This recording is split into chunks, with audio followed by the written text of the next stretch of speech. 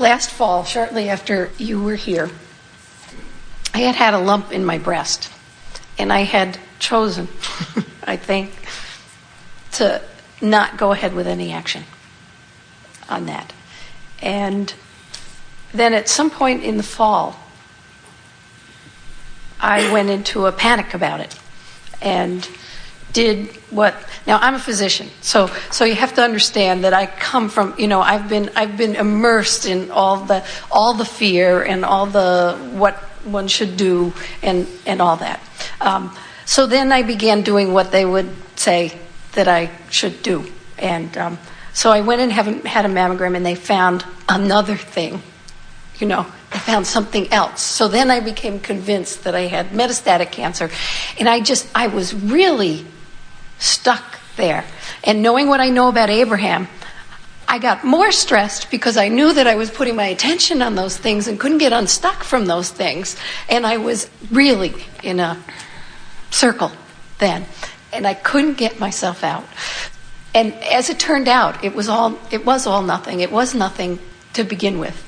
But I suffered for quite a time as that all unfolded.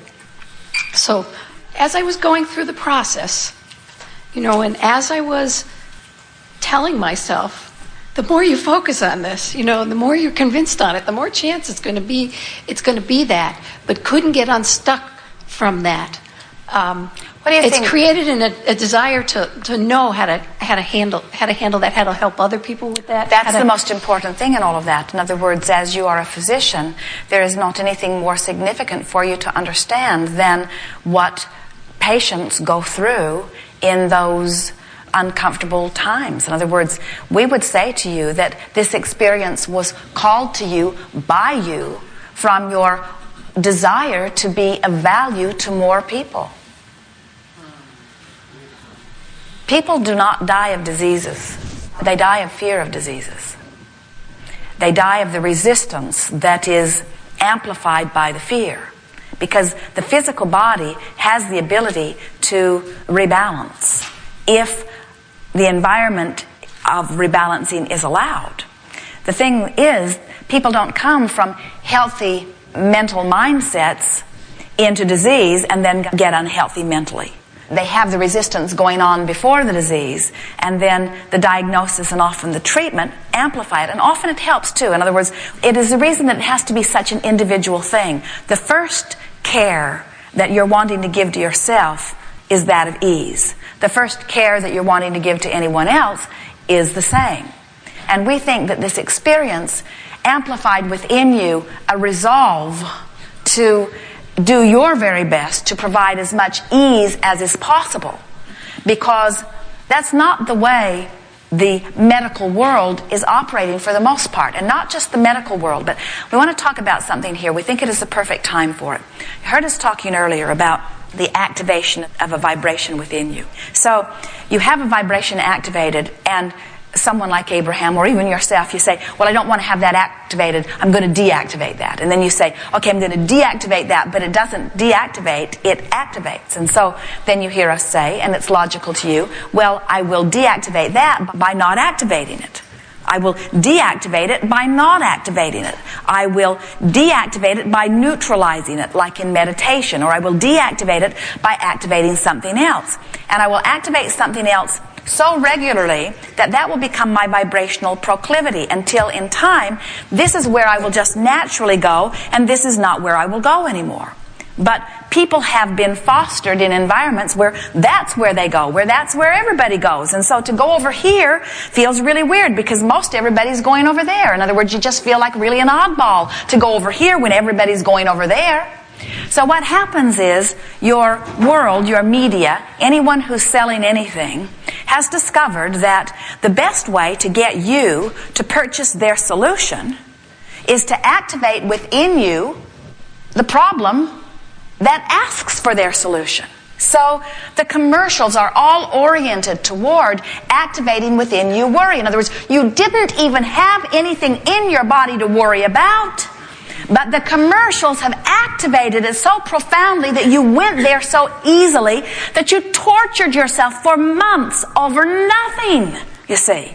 Because you were, like everybody else, able to allow somebody else over a long period of time, or even all at once, to do the activating in you. And that's when Esther says, and she really meant it, I can damn well choose what is activated within me. No more is somebody else going to do the activating. I'm going to do the activating, you see.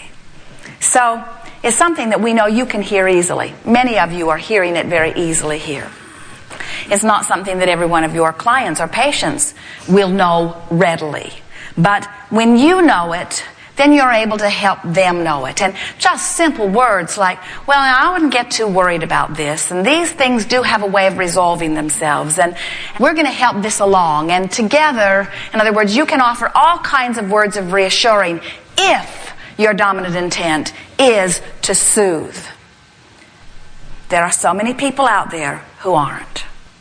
Esther went to a physician wanting birth control pills, took the normal tests, and never called back about them because she wasn't interested in what the tests said. She only even went there to get the birth control pills to begin with.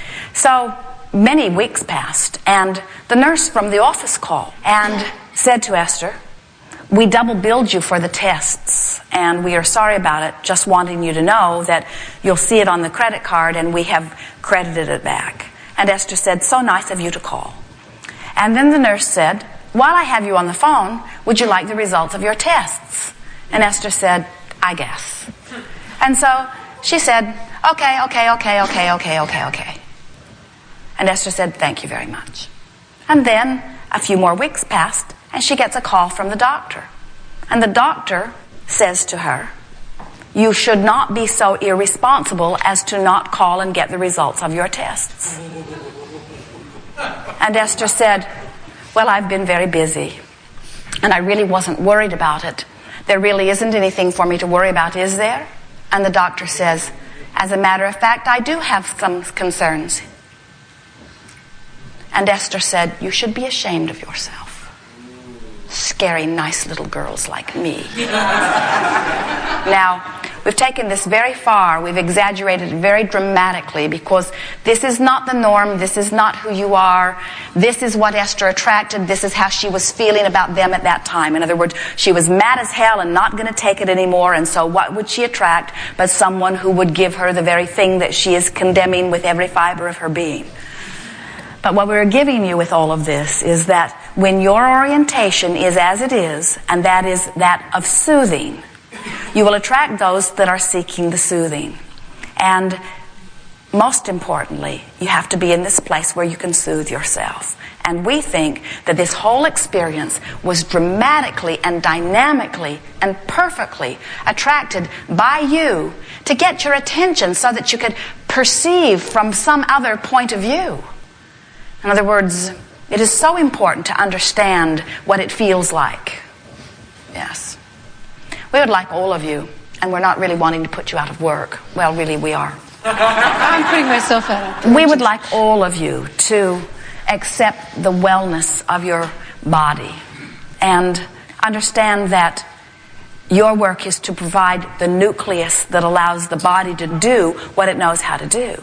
And that environment is just an environment of joy, of ease, of appreciation, of love. You cannot be predominantly love and be sick. You cannot be predominantly appreciation and be sick. Sickness comes from frenzy and worry and overwhelmment and blame and guilt and fear and anger. We want to speak clearly. It doesn't come from that, but those emotions are indications of the thing that disallows the wellness, you see. There's just no other way around it. And so your words to us are a little bit like Esther's words to us. But there's got to be something to do. In other words, there have to be doing things. That's what you just said to us. I find that when I do something, I'm able to feel better or distract myself. And we say, do, think, have any experience that you can that gives you ease, but let what you're reaching for be the ease. So then you begin saying things to yourself like, well, I don't have to think about that right now. Or, I'll think about that later. Or, I'll tend to that later. Right now, what I'd like to do, right now what I'd like to choose is, have you ever been with someone who you really wanted to be with. A friend, someone really stimulating, somebody that you felt that you could get a lot from or that you could give a lot to. So it was a situation that you were really wanting to experience. And you were so wanting to dig into the nitty-gritty of what they could give you or you could give them. And someone, maybe even them, kept distracting the conversation into other much less meaningful things. You'd almost get there and you'd start feeling that satisfaction welling up with you, and then someone would distract it and take it off into this other place. What we're wanting you to do is to realize that life experiences and circumstances and other people can constantly distract you off in other places, and it's up to you to keep bringing it back to the central subject. And the central subject is anything that makes you laugh, anything that makes you love, anything that makes you appreciate, anything that feels good. Anything that feels good. As Jerry and Esther were at the place where the motor coaches are being built, there were a lot of people around having different things done on different coaches. And Esther was in her coach listening to some people that were sitting in chairs right outside her window. And most of them wanted to complain about what was going wrong with their coaches. And it really was the dominant vibration around there. They had this little thing going. They were all sort of buzzing about it. And it was sort of one-upsmanship. Well, my problem's worse than your problem sort of thing. And there was a woman in the midst of them, Esther had not talked to her personally, who was determined to talk about happy things. So she kept bringing it around to a happy subject, and they would sort of buzz around it for a little bit, and then off they'd go again. And then she would bring it back around to a happy subject. She was truly a fish out of water. Esther wanted to say to her, give it up, because she was clearly wanting to be positive. And then Esther heard her express her first complaint. And it was like bees in a hive that all began to buzz. It was at an unconscious level, but everyone else in the group seemed to feel victory because the resistor was now with them. As individuals, you're like all of those people. In other words, there are some subjects where it's just easier to be negative. And what we're wanting you to realize is wherever your dominant focus is, in other words, that woman, if she had been determined enough, she could have changed the buzz in the hive. She could have. There just were not enough days for her. But in your own personal experience, as you determine how it is that you want to feel and practice that more, what begins to happen is one by one, those dissenting voices that are valid and have their own perspective and are real, in other words, you're not making them up, they begin to give way to whatever it is your dominant thought, you see. But at the heart of that has to be your determination to feel good. Nothing else works. Your choices have to come from that perspective. I just flat out want to feel good, period. Well, what's happening in world events? It doesn't really matter because I want to feel good. Well, what's happening with the weather? Well, it doesn't really matter because I want to feel good. Well, how's your financial state? It doesn't really matter because I want to feel good. Hey man, you mean you don't want to talk about anything real? You won't talk politics, you won't talk world events, you won't talk economics, you won't even talk personal economics. What's with you? I want to feel good. I'm so determined to feel good that I'm going to sift through until I do. I want to feel good. I want to feel good. I want to feel good. I want to feel good. I want to feel good. I want to feel good. That's the only thing that matters is I want to feel good. I want to feel good. I want to feel good. I'm choosing to feel good. I choose to feel good. I choose to feel good. Did you hear about this?